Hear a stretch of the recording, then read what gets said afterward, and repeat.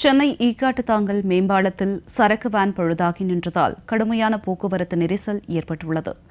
வாகனங்கள் அணிவகுத்து நின்றன. இதுகுறித்து கூடுதல் தகவல்களை எமது செய்தியாளர் ராம்குமாரிடம் கேட்கலாம். வணக்கம் ராம்குமார், தற்போதைய நிலவரம் என்ன? விரிவான தகவல்களை சொல்லுங்க. நிச்சயமாக கோயம்பேட்டிலிருந்து தாம்பரம் நோக்கி சென்று கொண்டிருந்த சரக்கு வேன் ஒன்று ஈக்காடுதாங்கல் பாலத்தில் பழுதாகி சாலையின் குறுக்கே நின்றது.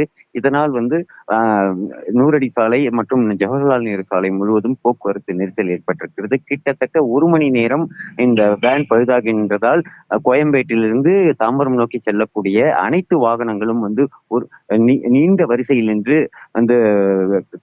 போக்குவரத்து நெரிசல் ஏற்பட்டது. வாகன ஓட்டிகள் கடும் அவதிக்குள்ளானார்கள். அதாவது பேருந்துகள் மற்றும் லாரி, வேன் உள்ளிட்ட அனைத்து பேருந்துகளும் பழுதாகி நின்ற வேனால் போக்குவரத்து நெரிசல் ஏற்பட்டு நீண்ட போராட்டத்திற்கு பிறகு பழுதாகி நின்ற அந்த வேன் அப்புறப்படுத்தப்பட்டு தற்போது அந்த போக்குவரத்து நெரிசல் என்பது சரியாகி இருக்கிறது.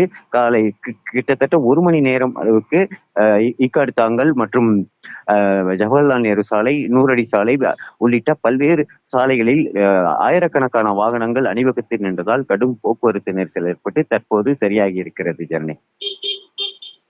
ராம்குமார், தங்களது விரிவான தகவலுக்கு நன்றி.